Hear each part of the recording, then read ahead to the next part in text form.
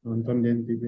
Assalamualaikum warahmatullahi wabarakatuh. Selamat pagi para pemirsa, baik itu di Inspira TV, BR TV, Madu TV, MQ TV, dan semua member dari Asosiasi Siaran Televisi Digital Indonesia, ATSDI. Hari ini ada spesial karena sebentar lagi kita akan, dari 2022, kita akan melaju ke 2023. Banyak masalah, banyak solusi juga yang terjadi pada 2022 atau tahun 2022. Makanya kita melakukan refleksi.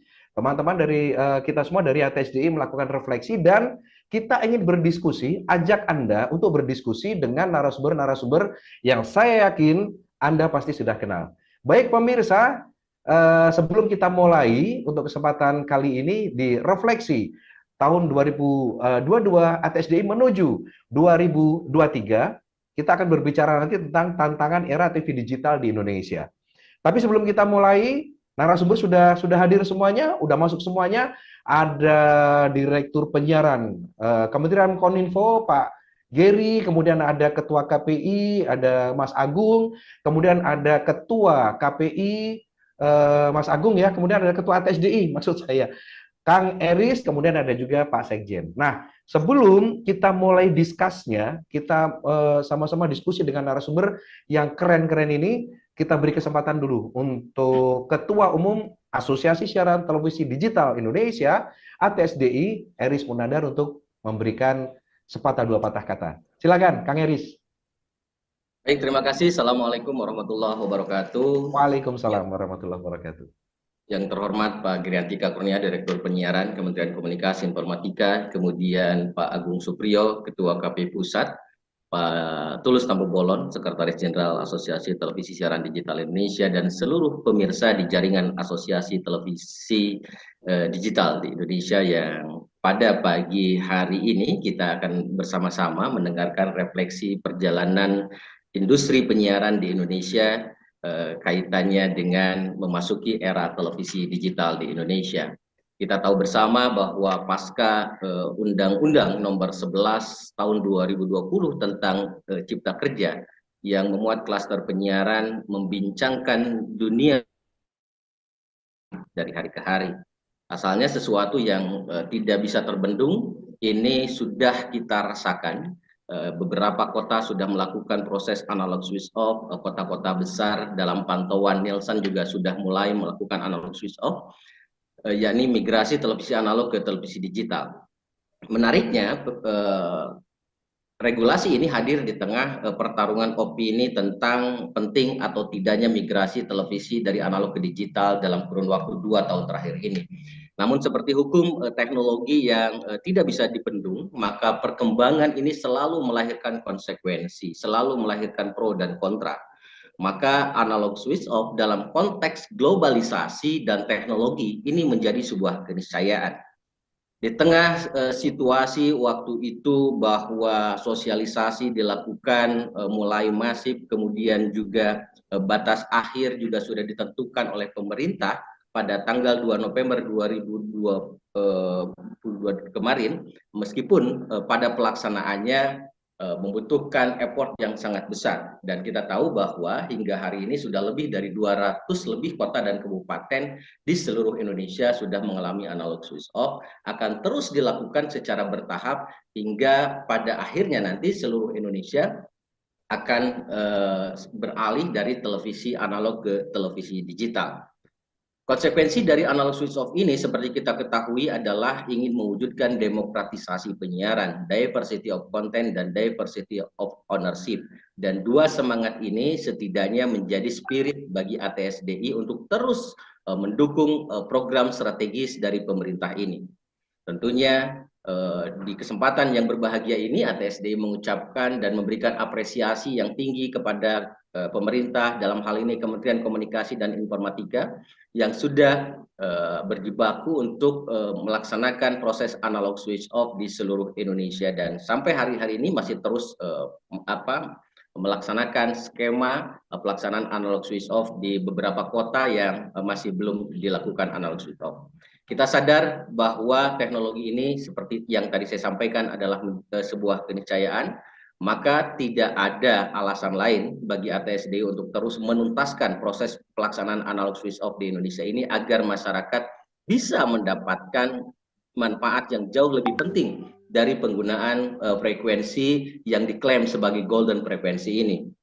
Analog switch off bukan soal alih teknologi saja, tapi masyarakat selain mendapatkan siaran yang jauh lebih bersih, lebih jernih, lebih canggih, juga masyarakat akan mendapatkan manfaat-manfaat yang lainnya. Akan hadir konten-konten kreator yang akan menambah jumlah dari lapangan tenaga kerja di Indonesia, kemudian juga peningkatan pita lebar internet yang menjadi bekal bagi masyarakat Indonesia untuk mengarungi atau memasuki era digitalisasi di berbagai seluruh aspek kehidupan Indonesia. Oleh karena itu, Bapak dan Ibu sekalian, pemirsa Inspira TV, Nusantara TV, BR TV, Madu TV, dan MKTV, kita berharap agar pemerintah segera menuntaskan proses analog switch off ini dalam rentang waktu yang sesingkat-singkatnya. Pendistribusian STB dari penyelenggara multiplexing juga harus didorong untuk segera disampaikan kepada masyarakat, karena ini adalah komitmen awal dari para penyelenggara multiplexing setelah komitmen pendistribusian STB dari pemerintah sudah dilakukan secara tuntas. Oleh karena itu, bagi ATSDI, analog switch off adalah sebuah keniscayaan, dan analog switch off ini adalah gerbang awal bagi kita untuk lebih menata industri televisi di Indonesia. Sekali lagi, bagi kita yang lebih penting adalah bagaimana agar analog switch off ini memiliki dampak positif bagi masyarakat dan membuat ekosistem penyiaran yang jauh lebih sehat di seluruh Indonesia. Aspek penting ini mesti menjadi perhatian pemerintah, bagaimana agar aksesibilitas publik Indonesia ini bisa terbuka lebar terhadap televisi digital di Indonesia. Itu saja, terima kasih, dan kita akan simak bagaimana pandangan dari Pak Giriantika Kurnia, Pak Agung Supriyo, dan Pak Tulus Tampu Bolon dalam menerjemahkan pelaksanaan analog switch off di Indonesia dan juga dampak dari pelaksanaan analog switch off di Indonesia setelahnya. Terima kasih. Assalamualaikum warahmatullahi wabarakatuh. Waalaikumsalam. Waalaikumsalam warahmatullahi wabarakatuh. Terima kasih Pak Eris Munandar, Ketua Umum Asosiasi Siaran Televisi Digital Indonesia (ATSDI). Dan ya, itulah realita yang memang terjadi ya. Realita yang terjadi di tahun 2002 ketika awal atau ASO mulai diberlakukan, dan ya banyak sekali harapan-harapan yang dimunculkan atau harapan-harapan yang akan muncul terkait dengan eksistensi dari TV digital ini. Baik, pemirsa, selamat bergabung. Untuk Anda yang baru saja bergabung di Inspira TV, Nusantara TV, BR TV, MKTV, GMTV, kemudian juga MKTV, dan semua televisi jaringan dari Asosiasi Siaran Televisi Siaran Digital Indonesia atau ATSDI. Baik, kita akan segera mulai bincang-bincang kita, diskusi kita, refleksi ATSDI 2022, dan kita akan membahas tentang tantangan era TV digital di Indonesia. Baik, saya ingin yang pertama perkenalkan dulu nih narasumber kita. Yang pertama ada, beliau ini ganteng ya. Beliau ini tampilannya selalu muda. Tapi beliau jangan lupa, beliau ini godfather-nya televisi yang ada di Indonesia gitu kan. Selamat pagi, Assalamualaikum Pak Giriantika Kurnia, yang merupakan Direktur Penyiaran Kementerian Kominfo. Pak Giri, selamat pagi. Selamat pagi, Assalamualaikum warahmatullahi wabarakatuh. Kang Roni, ada Pak Agung, Pak Sekjen, dan Ketua TSDI. Sehat semua ya, kayaknya ceria semua nih. Alhamdulillah, seceria Pak Giri juga, Pak Giri ini. Pak Giri saya tinggalin dulu. Saya sapa dulu Ketua KPI Pusat. Nah, ini ada khasnya ini ya, ada khasnya ini ya. Ada Mas Agung Suprio, Ketua KPI. Mas, selamat pagi. Assalamualaikum, Mas Agung. Waalaikumsalam warahmatullahi wabarakatuh. Selamat pagi juga buat para pemirsa TV digital yang tergabung dalam jaringan ATSDI. Baik, terima kasih. Ada juga Pak Sekjen, Pak Tulus, dan selamat pagi Pak Sekjen. Pak Tulus, Selamat Sekjen pagi. ATSDI ya. Assalamualaikum warahmatullahi wabarakatuh. Selamat pagi pemirsa seluruh penonton yang tergabung dengan grup ATSDI Baik, dimanapun berada. baik, terima kasih. Bapak-bapak, kita beri sejenak ya, karena akan ada beberapa pesan dulu. Nah, setelah ini kita akan mulai diskusi kita yang saya yakin hangat dan tidak mencekam tapi hangat-hangat gitu ya. Baik, kita komersial break dulu. Pemirsa jangan kemana-mana, kami akan kembali setelah pesan-pesan berikut ini.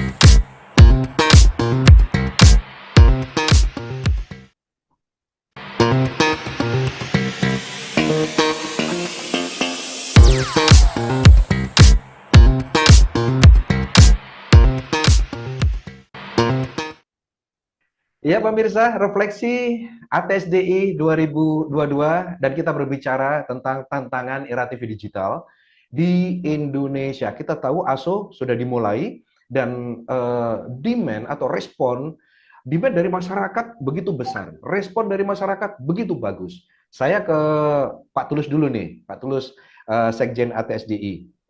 Nah, Pak Tulus, tanggapan Pak Tulus dengan pelaksanaan ASO yang dilakukan oleh pemerintah ya secara bertahap, ujung tombaknya adalah Kementerian Kominfo. Bagaimana nih tanggapannya ATSDI ini? Ya, terima kasih.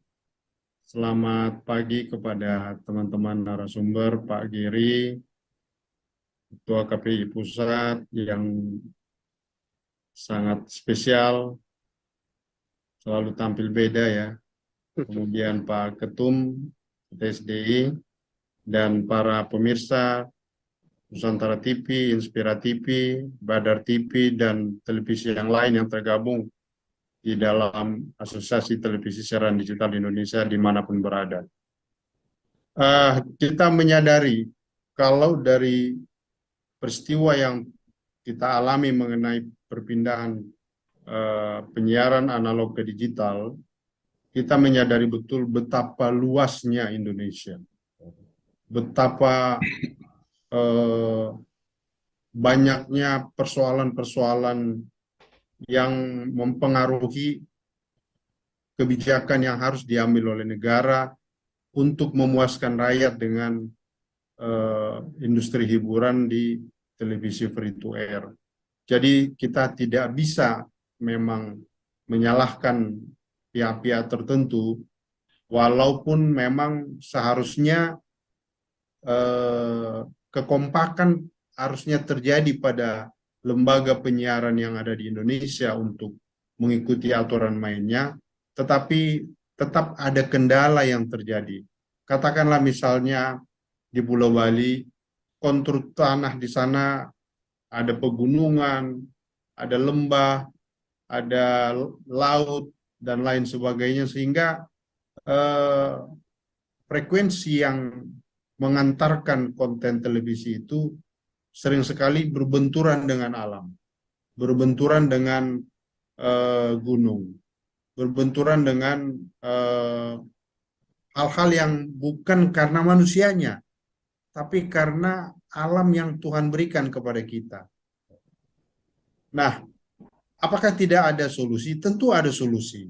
Oleh karena itulah tantangan kita ke depan bukan lagi persoalan yang kemarin, tapi mestinya adalah bagaimana daerah-daerah yang betul-betul menjadi blank spot, karena daerah blank spot ini sangat berpengaruh terhadap pembentukan karakter manusia yang ada di sana, generasi muda yang ada di sana.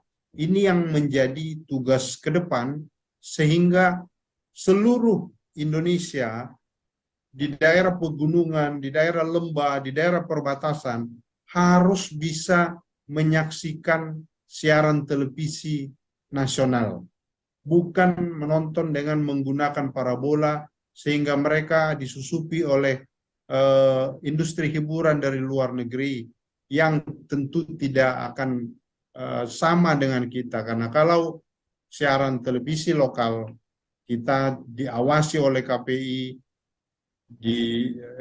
dipagari oleh P3SPS, dan tentunya juga bagaimana masyarakat ikut mengontrol siaran tersebut.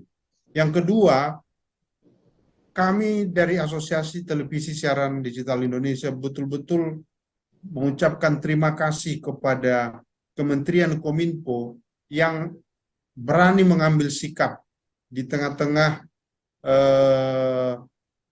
adanya pihak-pihak yang masih mencoba menghalang-halangi terjadinya analog switch off beberapa waktu yang lalu. Tetapi dengan tegas pemerintah melalui Kominfo, yang salah satu di dalamnya pahlawan kita adalah Pak Geri yang menjadi narasumber kita pagi ini, sehingga betul-betul pada tanggal 2 November 2022 mengumumkan bahwa kita berpindah dari penyiaran analog ke penyiaran digital. Ini tentu adalah puncak yang menjadi target kita. Seberapa tahun kita telah membuat revisi undang-undang penyiaran, coba sana, coba sini, namun akhirnya masuk di dalam undang-undang Cipta Kerja, dan pemerintah akhirnya melalui Kominfo melakukan perpindahan penyiaran dari analog ke digital. Walaupun belum semuanya, tetapi ini adalah sebuah kemajuan yang sangat besar. Ini harus kita apresiasi dari Asosiasi Televisi Siaran Digital Indonesia. Iya, Pak Tulus. Ya, Pak Tulus. Ini kan dilakukan secara bertahap ya, ASO ya. Jadi artinya bahwa ASO tidak bisa dilakukan serentak begitu kan, secara bertahap. Nah, aspek-aspek apa aja sih yang membuat ASO ini jadi lebih mengena begitu ya? Karena otomatis kalau bertahap, tidak semuanya kan langsung ikut menikmati siaran televisi digital. Gimana nih Pak Tulus? Iya, saya mengingat kembali ketika kita melakukan rapat-rapat koordinasi dengan Kementerian Kominfo, dengan LPS, dengan LPM, dengan para pemerhati televisi, bagaimana keinginan kita untuk satu hari saja kita bersepakat untuk melakukan analog switch off, yaitu tanggal 2 November 2022 berdasarkan Undang-Undang Cipta Kerja nomor 1120.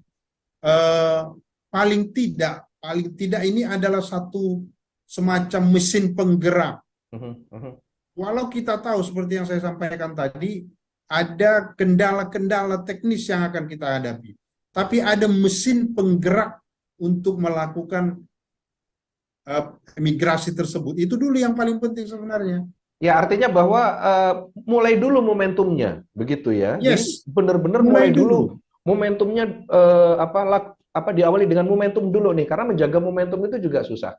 Saya ke Pak Geri. Pak Geri, dari Kementerian Kominfo, Pak Geri Direktur Penyiaran. Pak Geri tahu betul, dan tadi disampaikan Pak Tulus bahwa Pak Geri ini salah satu hero terkait dengan migrasi dari analog ke digital. Ini luar biasa Pak ya, dan dampaknya juga sekarang juga dinikmati oleh masyarakat banyak, masyarakat Indonesia tentu saja. Pak Geri, pertanyaan saya adalah hambatan Pak, hambatan ketika Bapak dan teman-teman di Kominfo, tentu saja tim dari Pak Geri ini benar-benar kita harus ASO nih, kita harus melakukan persiapan-persiapan dan lain sebagainya. Saya yakin ini tidak mudah Pak Geri. Gimana Pak Geri? Baik. Para penontonnya, semua jaringan ATSDI di seluruh Indonesia. Saya sebenarnya bukan hero. Hero itu kita bersama, semua yang jadi hero adalah kita kolaborasi. Sejak lama saya dengan Pak Agung sebenarnya 2019 sebelumnya juga sudah berjuang dan teman-teman semua agar mimpi kita migrasi analog ke digital ini jangan sampai nanti kita sebagai negara menutup migrasi analog ke digital Iya, betul. di mana semua negara sudah pindah ke siaran TV. Nah, pemerintah itu adalah sifatnya netral. Kita pinginnya ini berjalan semut, berjalan lancar. Makanya pemerintah selalu mengajak semua, mulai dari industri ya, semua stakeholder, dari TV-TV analog semuanya, kemudian penyelenggara infrastruktur dan juga semua dilibatkan, termasuk pengamat segala macam. Tujuannya apa? Tadi Pak Tulus sudah sampaikan, negara kita itu luas. Ada 514 kabupaten kota. Itu luar biasa ya. Kemudian dari sana hampir kemarin alhamdulillah dengan kolaborasi ini 265 kabupaten kota itu udah siaran digital. Sisanya lagi kita usahakan biar cepat. Nah, tantangan yang menarik adalah meyakinkan terutama pelaku industri ini untuk pindah ke siaran TV digital yang intinya ini kalau pindah ke siaran TV digital ini banyak sekali yang manfaatnya selain dari kualitas gambar yang akan berkompetisi dengan media baru. Coba bandingkan, kalau misalkan kita tetap di analog, mungkin akan ditinggalkan. Karena semua kita, masyarakat sudah megang gadget. Kalau misalkan kualitas gambar, kemudian suara, dan teknologinya tidak menarik, akan ditinggalkan semua. Nah, jadi pertama kita harus meyakinkan industri dulu yang sudah berjalan hampir 62 tahun ini. Dan tidak mudah, karena ini bisnis gitu ya. Nah, yang kedua, meyakinkan masyarakat juga. Gitu. Masyarakat harus support. Di samping itu juga kita harus meyakinkan juga bahwa infrastrukturnya harus siap. Dan terakhir juga, apakah ekosistemnya, perangkatnya siap enggak? Ini adalah kerjaan yang kompleks. Gitu.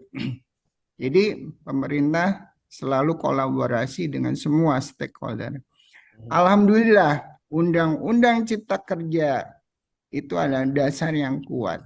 Ini kerja bareng pemerintah DPR dan stakeholder semua. Karena nunggu undang-undang penyiaran nggak pernah selesai yang tadi Pak Tulus sampaikan. Jadi itu regulasi kuat. Kedua, infrastruktur. Nah, infrastruktur ini alhamdulillah kolaborasi antara TVRI dan swasta ini sudah selesai. Dari 514 kabupaten kota itu 284 yang memang terdampak ASO itu infrastruktur sudah dibangun oleh swasta dan TVRI. Salah satunya Pak Tulus juga tuh, grupnya Pak Tulus sudah bangun di Lampung dan Bali. Nah, infrastruktur udah selesai. Apakah dengan infrastruktur selesai, udah selesai semuanya bisa jalan normal? Tadi Pak Tulus sudah sampaikan, negara kita tuh tantangannya geografis, luar biasa. Jadi infrastruktur selesai, saya selalu wanti-wanti ke teman-teman penyelenggara infrastruktur ini adalah satu, coverage. Kaitannya dengan QoS, quality of service. Jadi infrastruktur ini akan mengganteng program siaran. Kalau infrastrukturnya jelek, satu infrastruktur menggandengnya sampai 13 program siaran, semuanya jelek. Jadi infrastruktur, satu, coverage-nya harus bagus, merata di seluruh Indonesia. Sinyalnya bagus. Kalau coverage-nya bagus, otomatis masyarakat akan dengan mudah menerima siaran TV digital. Yang kedua, meyakinkan yang TV-TV analog yang dulu. Jumlahnya 694 tuh, ditambah dengan grupnya TDSI. Nambah lagi tuh. Masih ada 103 yang belum selesai, ATDSI 18 jadi. Itu kan luar biasa tuh. Kompetisinya di 694 tambah 103 kan luar biasa. Saya bingung juga. Kok masih mau nambah gitu program siaran. Pak Agung udah geleng-geleng kepala gimana cara ngontrol program siaran. Jadi dari 694 ternyata mereka meyakini bahwa pindah ke siaran TV digital ini akan lebih efisien. Mereka, nah, hanya fokus di program siaran. Itu tugasnya Pak Agung tuh. Jangan sampai banyak program siaran tapi tidak mengedukasi, program siarannya asal-asalan, bahasa Indonesia campur aduk gitu. Ini harus Baik. dijelasin sama Pak. Baik, Pak Geri, baik. Saya ke Pak Agung langsung nih, saya todong langsung aja Pak Geri ya, Pak Agung ya, Ketua KPI Pusat Pak Agung Supriyo. Pak Agung, ini udah banyak nih ratusan TV ini, hampir 700 lebih ini ya. Nah, ini bagaimana nih KPI, ini ASO udah dimulai di berbagai wilayah. Nah, ini saya ingin tanggapannya Pak Agung ini sebelum nanti menjawab kesulitan-kesulitan dan bagaimana cara mengontrol konten-konten dari seluruh TV digital karena jumlahnya ratusan. Silakan Pak Agung. Ya, sebetulnya kalau ratusan itu bisa dipilah ya. Misalnya yang pertama itu adalah merupakan TV jaringan. Karena kan peraturan dari pemerintah, setiap televisi itu tidak lagi nasional pada hakikatnya, tapi berjaringan. Artinya di daerah itu punya PT sendiri yang ada kepemilikan saham orang lokal, tetapi nama udaranya sama. Kira-kira begitu. Nah, kalau dipilah, sebagian itu merupakan TV jaringan dari 700 itu. Nah, yang sebagian lagi mungkin merupakan TV lokal dan TV komunitas, ya.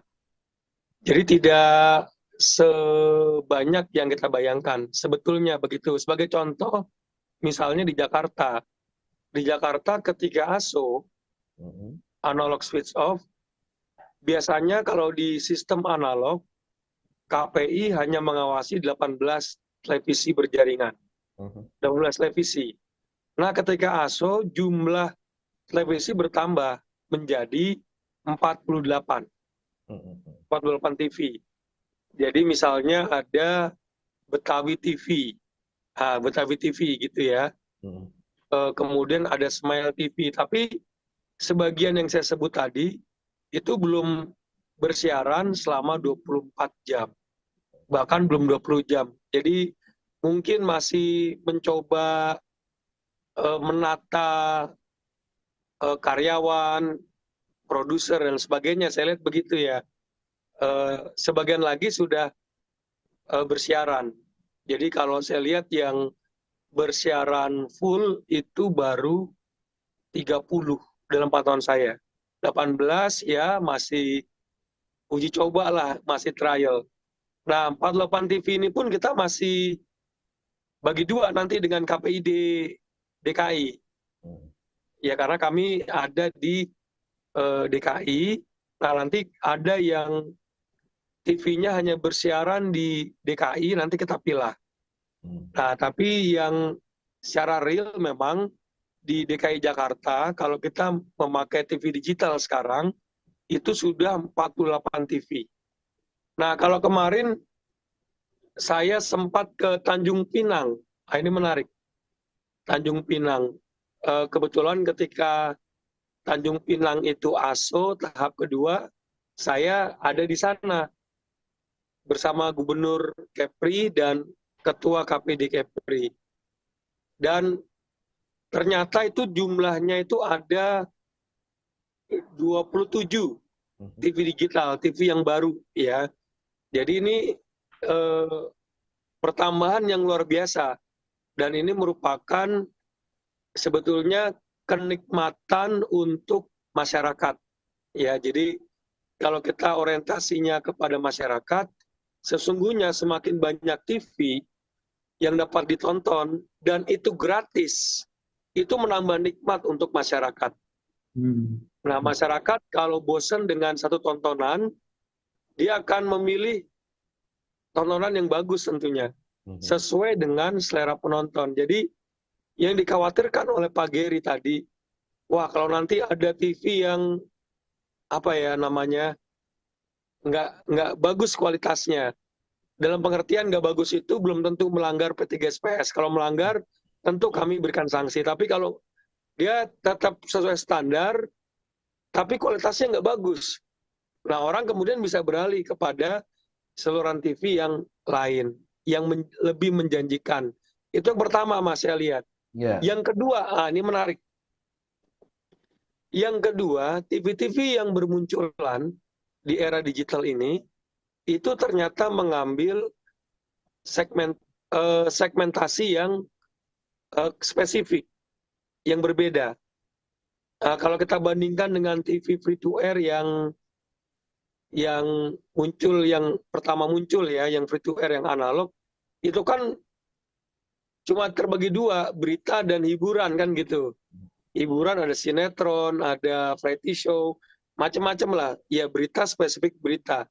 Nah sekarang di TV yang baru ini segmen, betul-betul segmented. Contoh misalnya ada TV khusus olahraga, ada. Ya, saya sering lihat voli baik nasional maupun internasional di TV itu. Ini menarik. Kemudian ada, tadi saya sebut Betawi TV. Nah, ini kan TV yang khusus mengambil siaran-siaran yang Lokal. punya culture Betawi.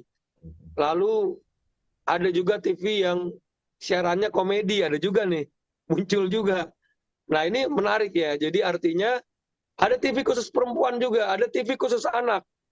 Jadi mengambil ceruk yang tertentu dengan harapan ya mereka punya market tetap, pengiklan yang tetap. Ya kalau perempuan misalnya jelas kosmetik, alat pembalut, mungkin juga susu untuk anak. Nah, jadi ini yang menarik ya. Di Jakarta saya lihat itu, di Kepri juga saya melihat fenomena itu. Nah, ya ini artinya bahwa dengan munculnya TV digital ini semakin banyak pilihan tontonan ya, Pak Agung ya, dan semakin memanjakan masyarakat, semakin memanjakan penonton. Betul. Nah, cuma nanti kan, pertanyaannya adalah apakah ini pasti juga nanti akan terjadi seleksi alam ya Pak Agung. Tadi kan Pak Agung menyampaikan juga bahwa masyarakat tentu akan melihat yang bagus-bagus tayangannya. Masyarakat punya pertimbangan tersendiri. Baik, kita sebentar lagi akan commercial break ya. Tapi sebelumnya saya ingatkan pemirsa, selamat pagi untuk Anda yang mungkin baru saja bergabung di Inspira TV, Nusantara TV, kemudian Badar TV, MKTV, dan TV Jaringan Asosiasi Televisi Siaran Digital Indonesia. Kita ada di Refleksi ATSDI tahun 2022 menuju tahun 2023, tantangan era TV digital di Indonesia yang menjadi topik pembahasan kita. Saya masih ada pertanyaan nanti ke Pak Geri nih tentang set-top box Pak. Set-top box saat ini jadi ini nih Pak, karena peminatnya banyak. Nah set-top box-nya katanya mulai mahal harganya gitu kan. Jadi ada pihak-pihak yang menaikkan harga dan lain sebagainya. Tapi intinya adalah ketersediaan set-top box Pak, baik itu dari pemerintah maupun dari TV-TV penyedia MUX. Kemudian juga nanti saya akan tanya ke Pak Agung nih ya terkait dengan desakan hadirnya TV-TV baru yang tadi sudah disinggung sebenarnya oleh Ketua KPI ini, bahwa ada keberagaman konten, ada banyak tawaran tontonan yang bisa dipilih gitu ya. Oke, nanti akan kita in-depth lagi. Sementara untuk Pak Sekjen, saya punya pertanyaan nanti. Masalah keberagaman konten juga. Nah, ATSDI bagaimana menyikapi ini? Siap nggak gitu ya? Nah, itu pemirsa, kita akan break sejenak untuk melihat dulu ya iklan-iklan komersial berikut ini, dan jangan khawatir, jangan kemana-mana, karena saya akan kembali dengan narasumber-narasumber kita. Ada Pak Geri Atika Kurnia dari Direktur Penyiaran Kominfo, kemudian ada Agung Supriyo, Ketua KPI Pusat, dan Tulus Tampu Bolon, Sekjen Asosiasi Siaran Televisi Digital Indonesia. Kami akan kembali setelah yang berikut ini.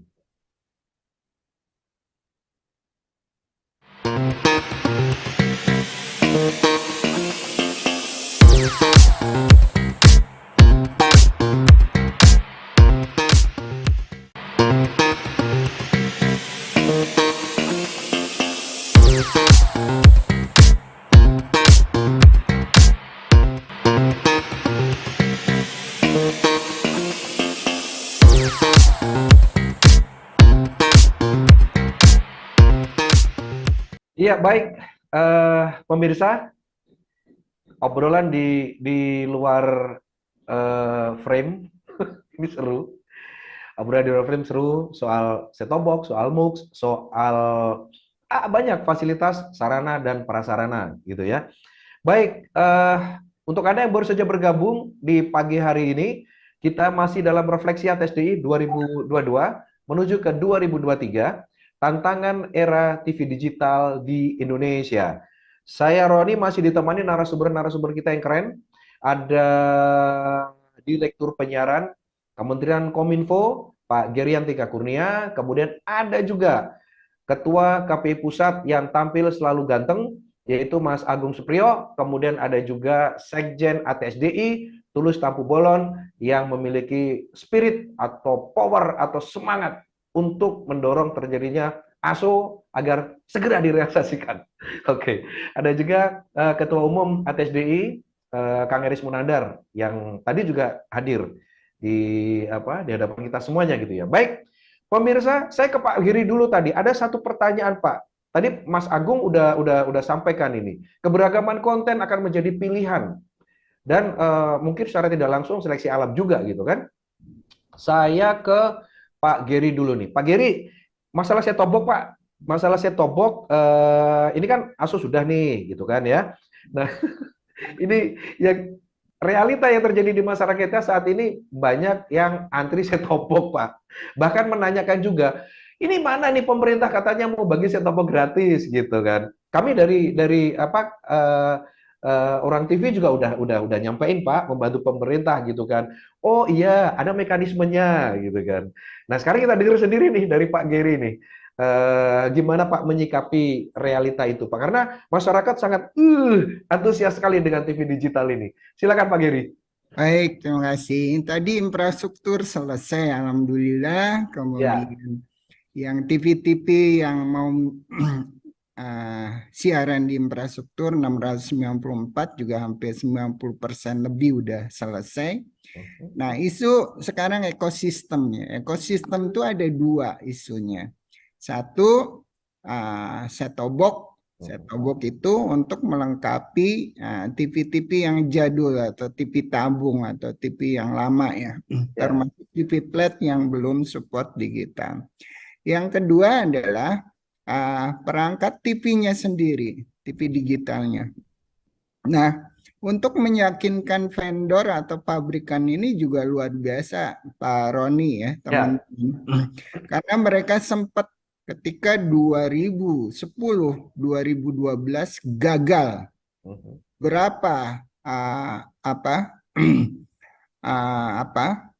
anggaran yang mereka keluarkan yang tidak bisa dikeluarkan, sehingga saya mencoba mendorong lagi mereka untuk mendukung migrasi analog ke digital.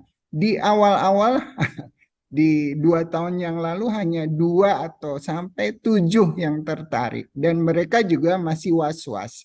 Kejadian 2010, 2012.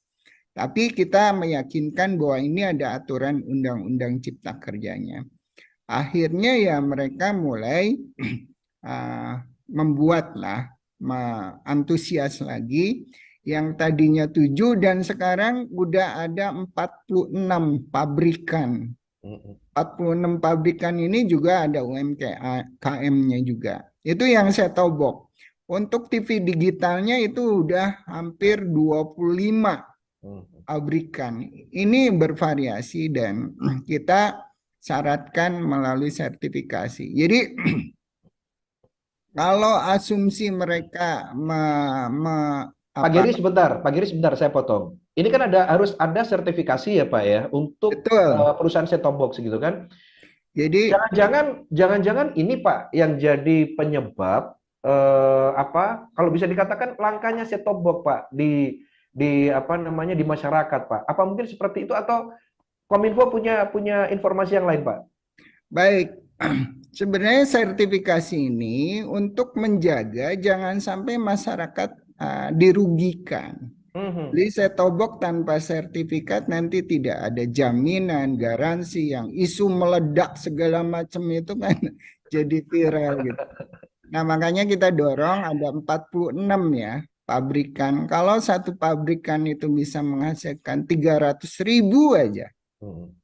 sebulan, itu kan luar biasa. Jadi isu yang namanya demand pasti pembisnis itu akan berusaha. Jadi demandnya tinggi, udahlah nggak ada isu.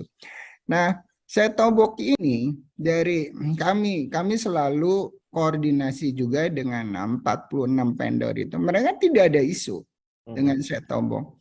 Kalau teman-teman lihat di official shop di online-nya, harga setobok tuh normal-normal aja, nggak ada yang namanya naik gitu.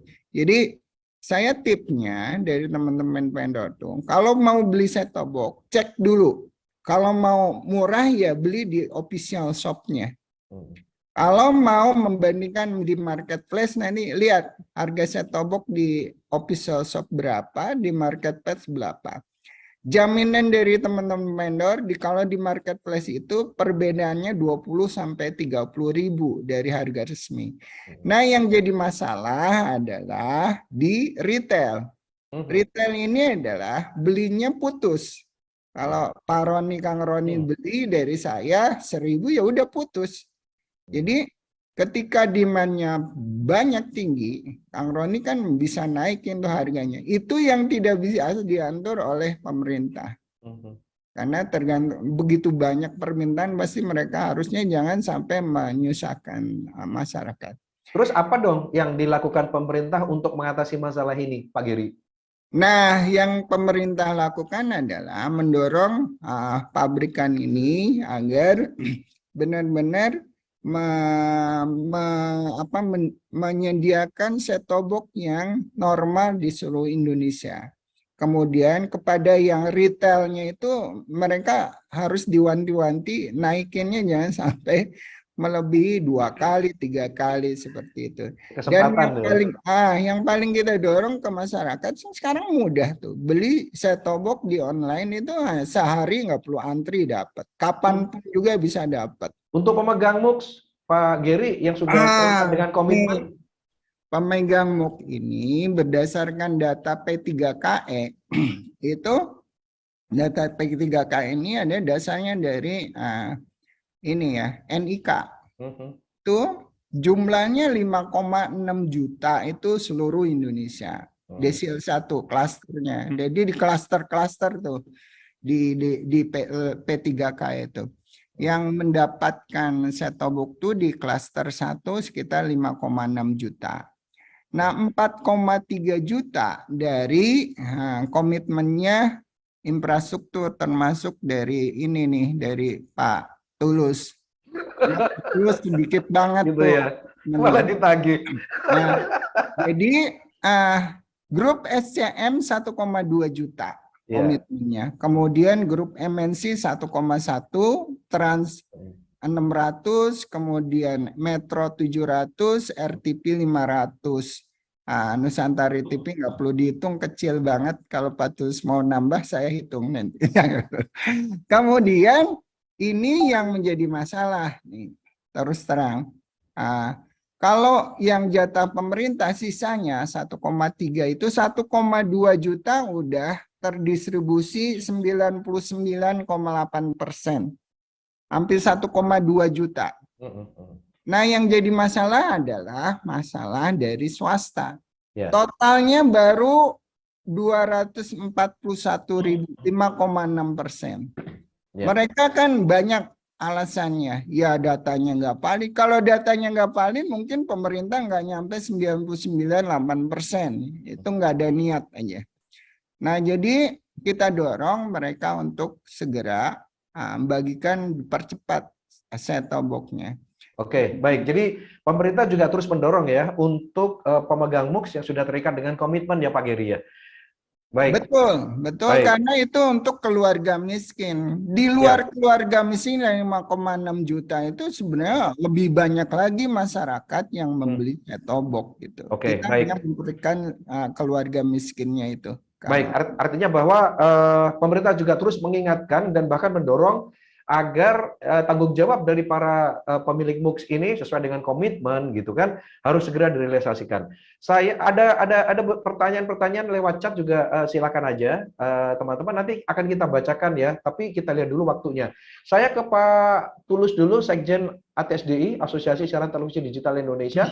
Pak Tulus, kalau tadi sempat Pak Agung menyampaikan keberagaman konten gitu ya, konten yang beragam. ATSDI ini juga membernya juga banyak gitu kan.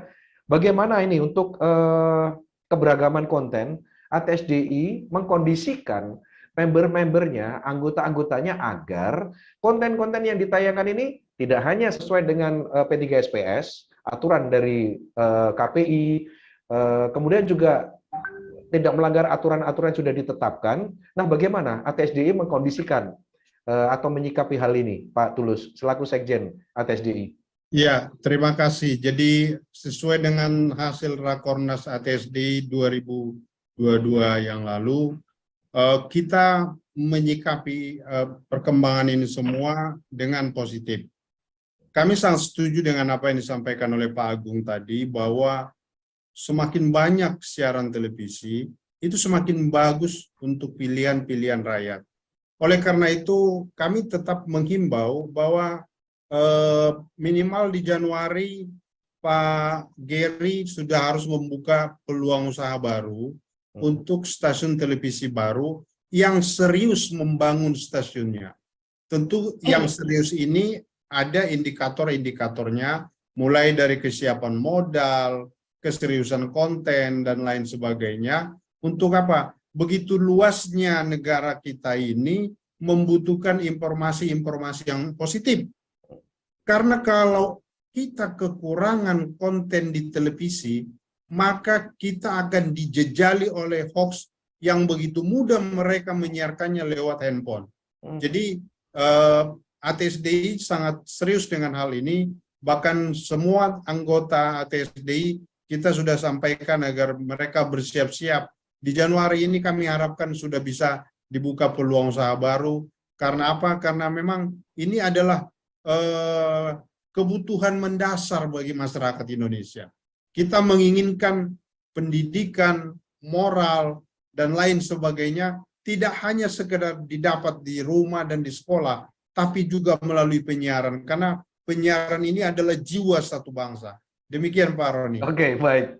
Ini semangat banget Pak Sekjen ini ya. Pak Sekjen ATSDI ini ya. Masalah MUX disikapi juga akan sesuai dengan komitmen. Kemudian juga masalah keberagaman konten, ATSDI juga terus membawa member-membernya untuk sesuai dengan koridor yang berlaku. Lagi-lagi keberagaman konten ini ya. Ini kan kepemilikannya, tujuan dari TV digital itu atau ASO itu kan ada dua sebenarnya, diversifikasi konten sama diversifikasi owner, gitu kan. Ini ketua KPI ini yang punya ranah ini ya, menyikapi ini. Nah, jadi Mas Agung, ini bagaimana nih tanggapan KPI sendiri mengenai desakan hadirnya TV-TV baru? Ada desakan loh dari Pak Tulus tadi bahwa Januari harus dibuka, Pak Geri ditodong tadi kan. Nah, KPI ini, ketua KPI ini gimana nih nanti tambah tugas lagi, kontrol kan semakin beragam. Gimana Pak Agung menyikapi ini? Kalau tadi keberagaman konten itu sebetulnya anggota ATSDI sudah menunjukkan itu. Contoh misalnya ada MUTV ya, MQTV. Itu kan TV yang segmentasinya khusus atau tertentu. Dan Ada juga umpamanya TV 9, di AAI TV, ada Tempo TV, ini saya sebut saja lah. TV-TV yang punya segmentasi tertentu. Dan saya yakin mereka akan mampu bertahan. Nah, terkait dengan TV baru, sebetulnya kalau saya melihat dua negara ya sebagai contoh. Yang pertama Thailand dan Italia. Nah, pada awalnya mereka memang membuka saluran untuk TV-TV baru. Tetapi kemudian setelah berjalan seiring dengan waktu, terjadi era konsolidasi.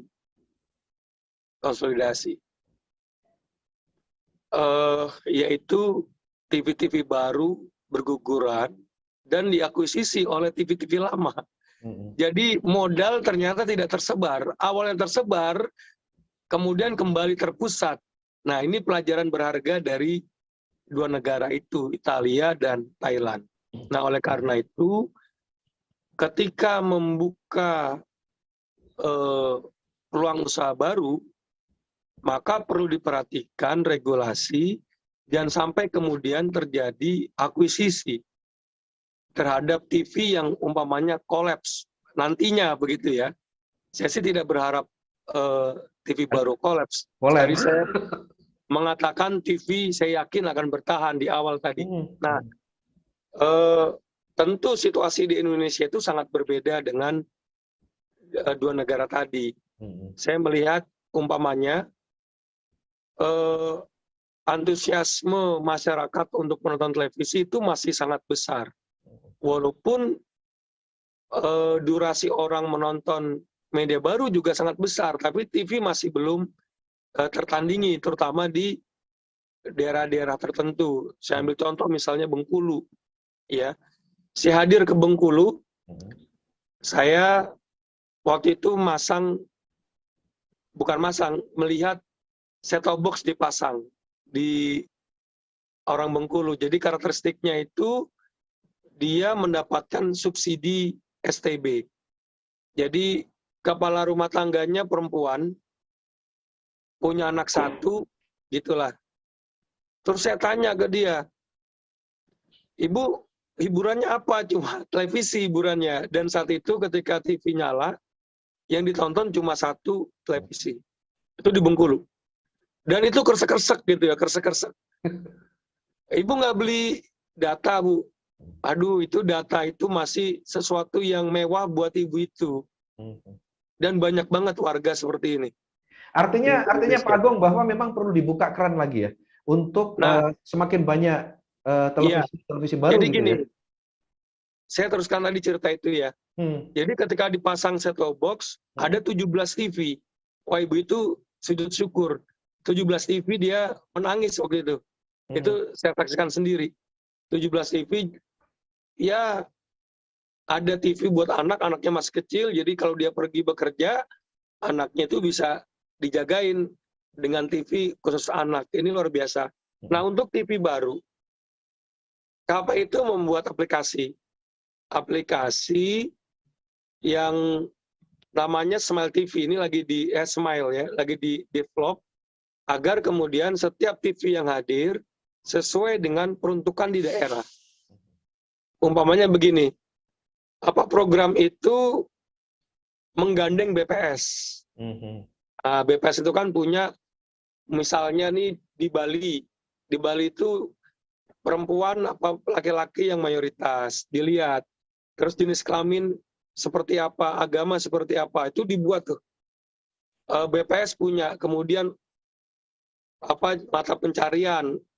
Nah, kalau bisa TV yang hadir di suatu daerah ini sesuai dengan karakteristik penduduk.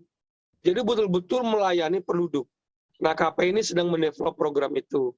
Nah, sehingga ketika TV baru hadir, dia betul-betul melayani masyarakat di tempat tersebut. Dan dengan adanya aplikasi ini, saya juga berharap iklan tetap masuk.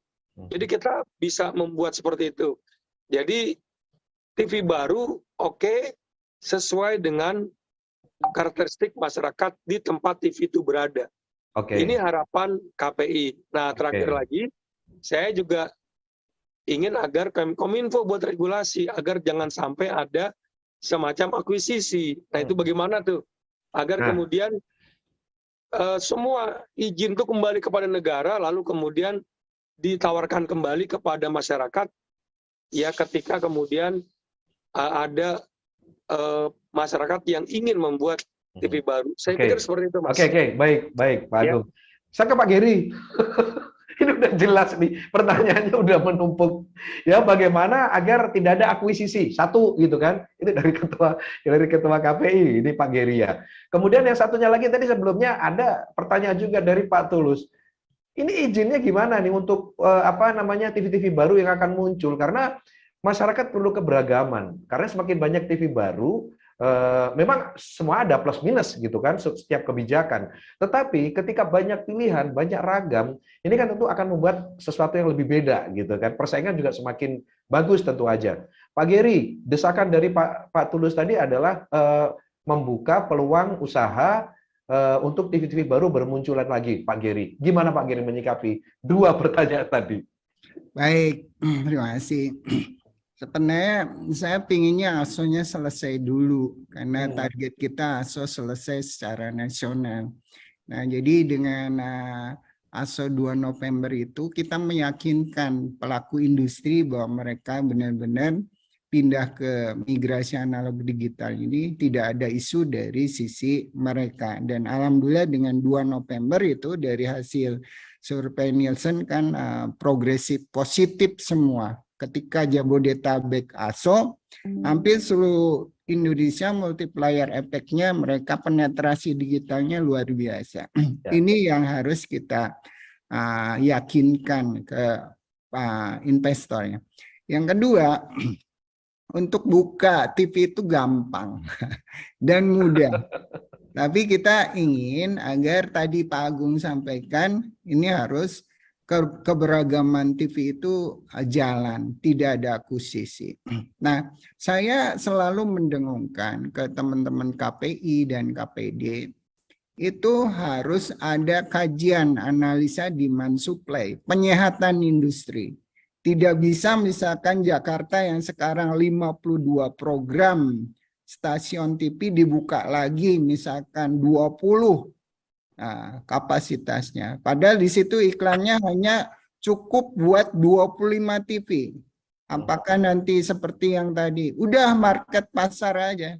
Kita jangan sampai menjerumuskan investor ke lokasi yang sudah memang tidak ada iklannya, tidak ada marketnya. Jadi pertama penyataan industri itu utama. Ada kajian. Apakah di Jabodetabek diperlukan program siaran lagi atau udah close? Yang kedua yang ide menarik yang tadi Pak Agung. Jadi saya minta bantuan KPI dan KPD seluruh Indonesia. Kalau misalkan di suatu wilayah layanan ada kapasitas MOOC kosong, misalkan 20, apakah 20-nya itu harus diberikan izin baru? Atau dianalisa yang kayak caranya Pak Agung nanti. Di sana tuh lokasinya memerlukan apa? Program siarannya. Iklannya kuenya berapa? Perlu dibuka berapa lagi TV? Misalkan dari 20 ya cukup 5. Dengan 5-nya dibuka TV baru itu berarti mereka akan hidup. Dapat duit gitu. Kalau misalkan 20-nya dibuka, itu namanya menjerumuskan investor supaya saling sikut menyukut. Mati kasihan mereka. Lebih baik kita arahkan. Jadi saya tidak alergi dengan peluang usaha baru, tapi yang pertama, ASO harus selesai dulu seluruh Indonesia, sehingga kita tahu kapasitas MOOC yang tersedia itu berapa di masing-masing wilayah layanan. Ada 284 kabupaten kota, dan itu saya ingin yang daerah-daerah yang masih belum ada siaran TV digitalnya itu didorong ke sana. Dan kita ingin mendorong di Undang-Undang Cipta Kerja itu dibuat aturannya jelas. Ada yang lokal, ada yang memang kawasannya regional dan nasional. Nasional itu harus mencapai 514 kabupaten kota. Jadi satu, peluang usaha dibuka setelah semua ASO-nya nasional. Makanya percepat ASO nasionalnya. Oke, baik. Kedua, penyihatan industri, analisa kajian Iya. itu biar tahu berapa sih yang harus dibuka di masing-masing wilayah layanan. Gitu. Ini jadi materi pertanyaan saya berikutnya nanti Pak Geri, kapan ASO selesai? Gitu ya. Ini jadi pertanyaan saya. Baik, karena kita harus commercial break dulu. Pemirsa, jangan kemana-mana.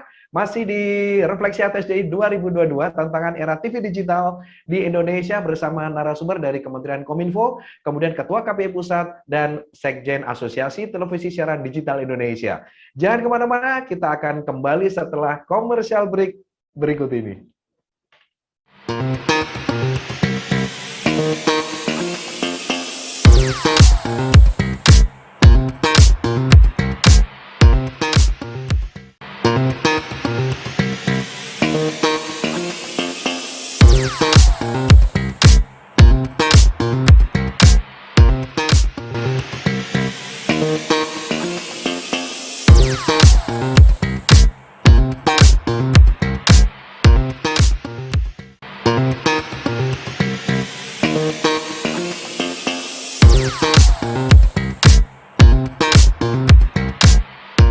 Kita sedang berbicara tentang tantangan era TV digital di Indonesia dan kita masuk pada segmentasi yang terakhir ya, segmen yang ketiga. Sebelum saya melanjutkan, saya ke Pak Geri dulu. Pak Geri belum menjawab tadi secara tegas kapan Pak ASO secara nasional selesai dan kira-kira butuh waktu berapa lama dan butuh dukungan nggak Pak?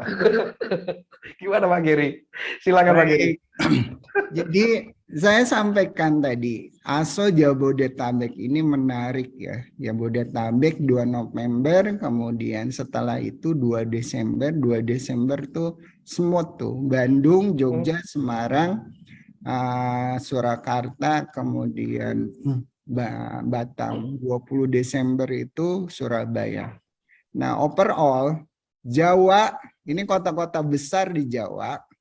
Kalau kita lihat dari rating Nielsen ini, Jawa ini hampir 80%, 90% ya, iklan. Jadi 11 kota yang besar-besar, 90%-nya iklannya ada di Jawa. Ya. Jadi pemain-pemain lama udah happy mereka.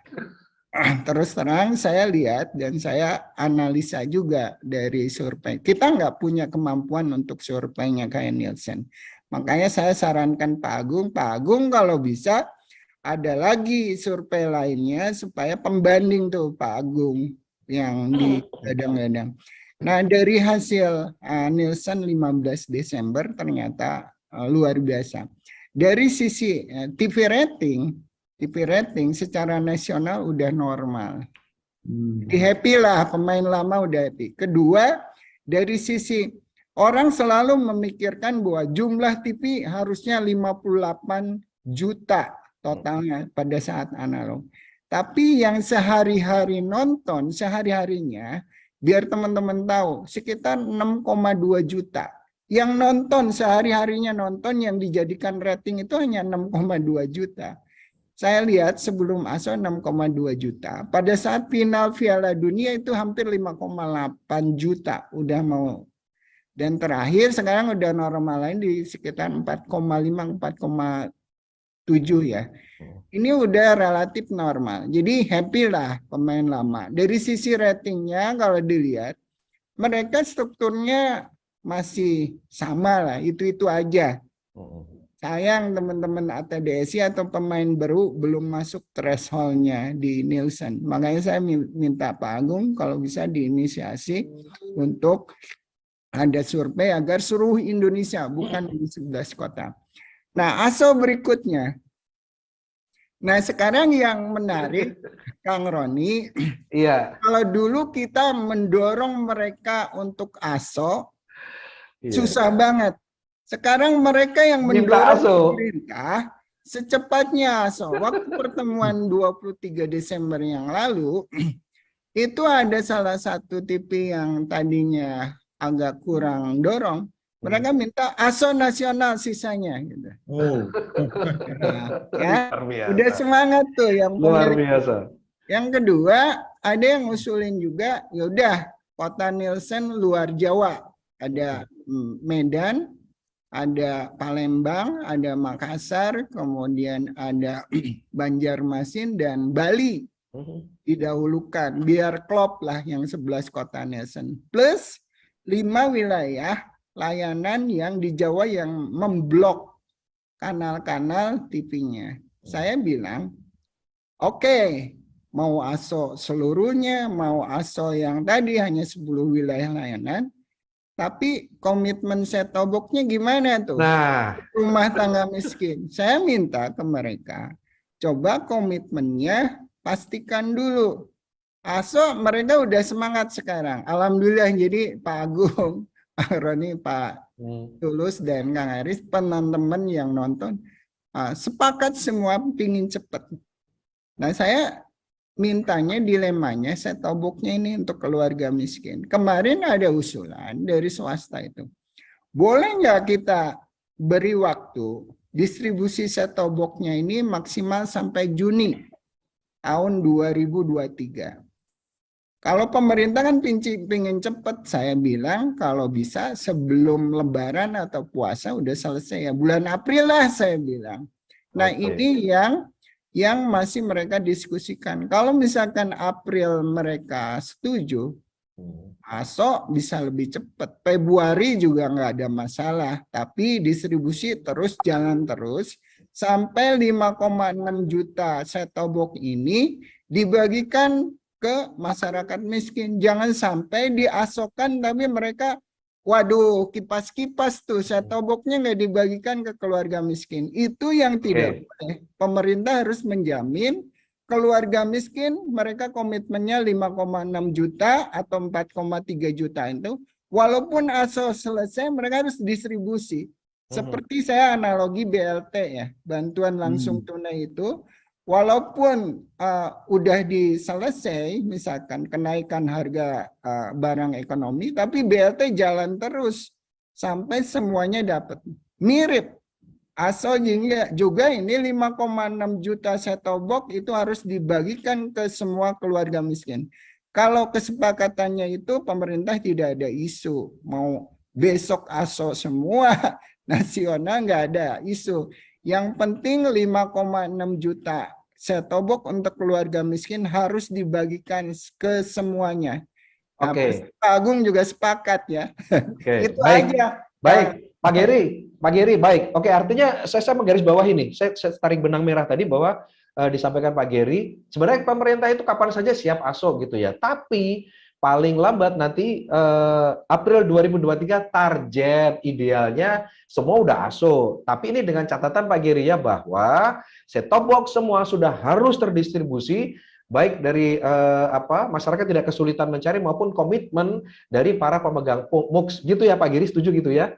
Iya, jadi ASO mau besok selesai juga nggak apa-apa, tapi maksimal set-top box untuk keluarga miskin itu sebelum Lebaran udah harus terdistribusi semuanya. Jadi nggak ada isu. Asal ada jaminan dari mereka, dari swasta yang punya komitmen set-top box itu, bahwa mereka komit akan membagikan sisanya yang 5,6 juta, tidak ada isu. Pemerintah akan dorong. Makin cepat ASO makin bagus. Karena Pak Tulus ingin ada peluang usaha baru tuh. Makin cepat ASO makin selesai. Februari selesai ya udah, Maret. Siap ya. Ini kan no problemo, nggak ada masalah gitu kan. Sekarang kapanpun gitu kan. Kita pemerintah malah ingin cepat, tidak ada isu. Makin cepat ASO-nya makin cepat juga. Karena ke depan masih banyak kerjaan kita yang di negara lain sudah tidak mikirin ASO. Kita mikirin misalkan 5G broadcasting, integrated broadband broadcast, itu future-nya broadcasting itu. Baik. Terima kasih Pak Geri. Saya ke Pak Agung. Pak Agung siap nanti kalau benar-benar ASO, konten semuanya banyak banget, KPU udah siap untuk melakukan pengawasan dan KPU udah siap untuk bergerak ini ya Pak Agung ya? Siap. Ini menarik Mas. Bahkan kami mengusulkan adanya kecerdasan buatan atau AI untuk memantau televisi yang sedemikian banyak. Apalagi nanti ada peluang usaha baru. Itu TV akan lebih banyak lagi. Ini memang tantangan berat untuk Komisi Penyiaran Indonesia, tetapi kami melihat ini langkah baik, ya langkah baik di dalam dunia penyiaran khususnya untuk masyarakat. Nah, tapi bukan hanya Indonesia, ini menarik juga begini. Waktu saya ke Kepri, ini menarik.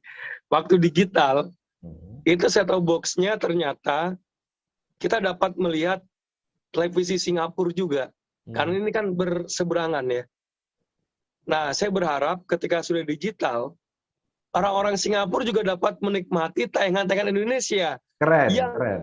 Yang saya sering discuss dengan teman-teman di Singapura, konten Indonesia itu lebih menarik buat mereka dibanding konten Singapura. Nah, ini menarik ya. Jadi ternyata dengan digital kita juga bisa membanjiri negara-negara tetangga dengan konten-konten Indonesia. Ini kan nikmat mana lagi yang bisa didustakan? Baik Pak Agung. Baik, data yang kami miliki juga ini juga tidak hanya Singapura, Malaysia juga sudah mulai terpengaruh anak-anak mudanya karena terlalu banyak lihat program-program TV Indonesia. Bahasanya sudah bahasa Indonesia, tidak menggunakan lagi bahasa Melayu. Ini menarik. Saya ke Pak Sekjen ATSDI, Pak Tulus. Pak Tulus, udah siap bener nih kalau nanti ASUS secara nasional semuanya udah selesai, ATSDI udah siap dengan tantangan-tantangannya?